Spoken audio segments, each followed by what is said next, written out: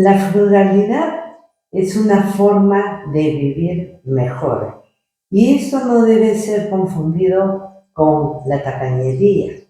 La frugalidad es la moderación, el punto de equilibrio entre la tacañería, que está en el extremo más distal, o el desperdicio, que se encuentra en el otro extremo de la escala.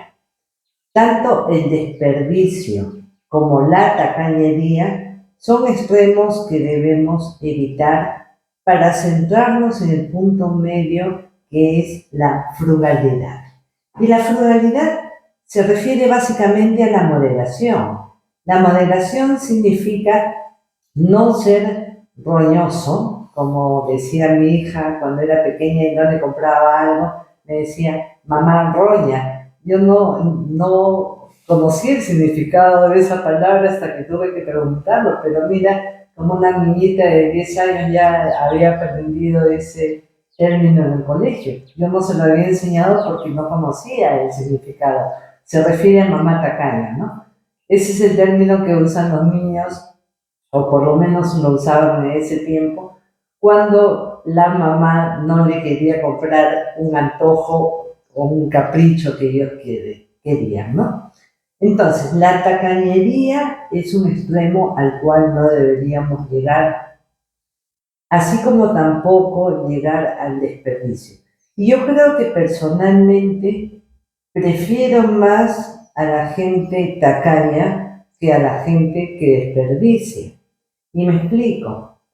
El desperdiciar los recursos es la manera como te vas a mantener pobre en cuanto a tus valores personales, a cuanto a tus valores económicos, en cuanto a tu tiempo, que son los tres, y en cuanto a tu salud, que son los pilares fundamentales para vivir mejor. Mientras que la moderación, estamos hablando de la frugalidad, te permite seleccionar solamente aquello que sirve para tu bien, que sirve para tu bienestar. Y en ese sentido hay que aprender a diferenciar lo que es una necesidad de lo que es un deseo. La necesidad básica, obviamente, es la comida, es la ropa, es el techo donde te alojas. Esas necesidades primarias deben ser satisfechas, porque de otra manera, pues, te sentirías absolutamente miserable. Pero una cosa muy diferente son los deseos, los caprichos, los antojos, el que yo quiero esto porque me lo merezco. Muy bien, está muy bien cumplir tus deseos, pero antes de hacer una compra o un gasto grande, yo te recomendaría que evalúes muy bien lo que vas a adquirir. Y me refiero a, no lo veas en términos monetarios, sino cuántas horas de tu vida, cuánto de tu tiempo, cuánto de tu energía te va a costar ese objeto, ese capricho, ese deseo, ese antojo que te está ocasionando esas ganas de querer comprarlo inmediatamente. Una de las recomendaciones es, ok, si es un gasto medianamente importante, pues tómate una semana, un mes, y después de ese tiempo evalúa si es que realmente es tan importante para ti. Si es que has logrado sobrevivir una semana, 2 semanas o un mes sin tener el objeto de tus deseos, entonces lo más probable es que no lo necesites. Y eso nos permite empezar a formar una vida de frugalidad. Y fíjate que eso ya lo tenía, bueno, desde casa, desde muy pequeña, ¿no? Nosotros vivíamos en la casa de mi abuela, como ya te contaba anteriormente, y mi papá, y nuevamente disculpa mi papá que esté hablando de estas cosas en público, mi papá era un gran foodie, le gustaba mucho probar alimentos ricos, era su forma de disfrutar de la vida. Y está muy bien, pues, darte tus gustos, sus antojos de vez en cuando, pero no todas las semanas al restaurante más caro de Lima con toda la familia. Ok, si tienen los recursos para hacerlo, bienvenidos sean, ¿no? Pero hay que saber también distribuir estos recursos. Y en ese tiempo me acuerdo que la entrada de la casa tenía las losetas rotas, quebradas, tenía muy mal aspecto. Y yo le decía a mi papá, papá, en lugar de gastar todas las semanas una gran cantidad de dinero en comer fuera, mira, con lo que gastas en una salida podemos arreglar la entrada de la casa, porque ya están las losetas levantadas y eso no solamente se ve feo, sino que además es peligroso, ¿no? La abuela transita por ahí todos los días. Y su respuesta era, no, porque esta no es mi casa. Ok, no es tu casa, en los papeles no figura que sea tu casa, pero vives allí. Y el mejorar tu entorno, el hacer de que tu vida sea más agradable por ese pasillo que pasas todos los días, va a mejorar tu bienestar, va a hacer que te sientas mejor transitando por allí todos los días. Y el punto más importante, estás agradeciendo a esa persona que te está acogiendo en su casa. Finalmente me entendió, yo tenía pues 12 años, 13 años cuando le decía esto, finalmente me entendió y ya puso unas macetas bonitas en la entrada, ¿no? Mi punto es que la frugalidad consiste en manejar adecuadamente tus recursos.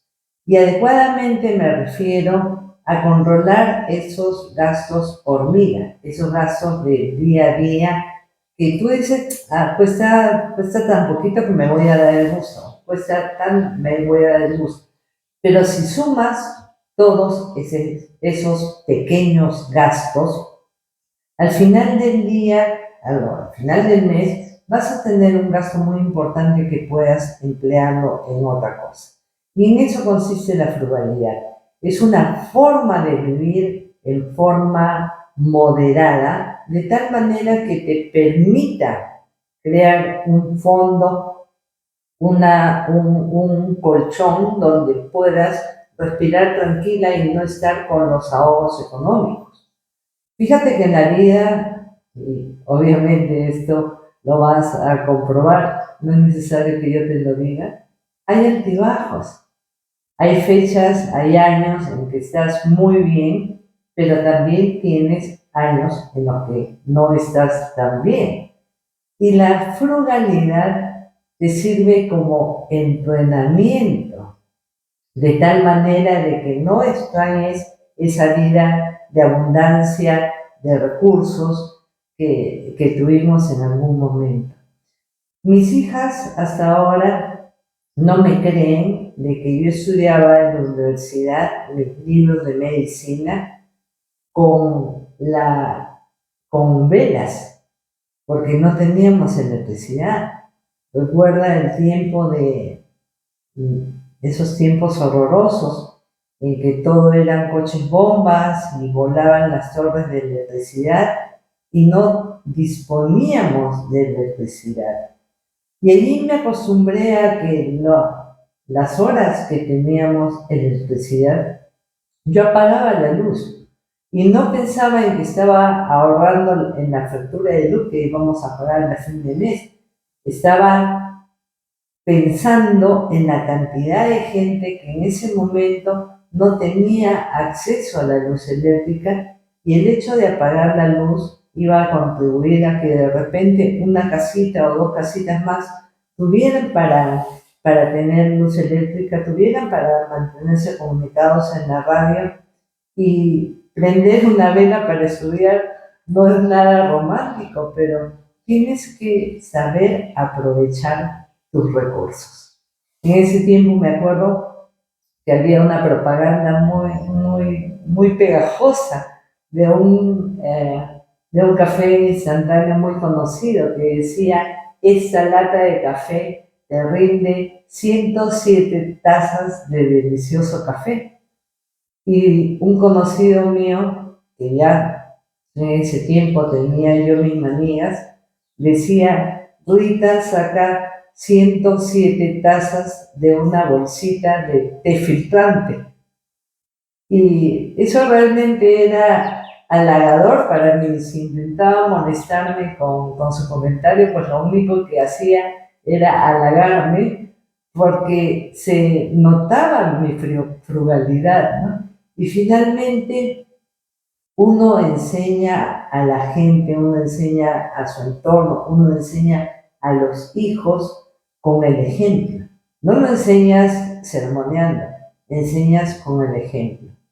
Y si tu hijo, tu hija, tu entorno ve que tú no desperdicias comida, no desperdicias el dinero, no desperdicias en cosas que pueden tener un segundo uso, lo que ahora es, es una campaña muy loable, que a mí me parece fabulosa, que es el reciclado.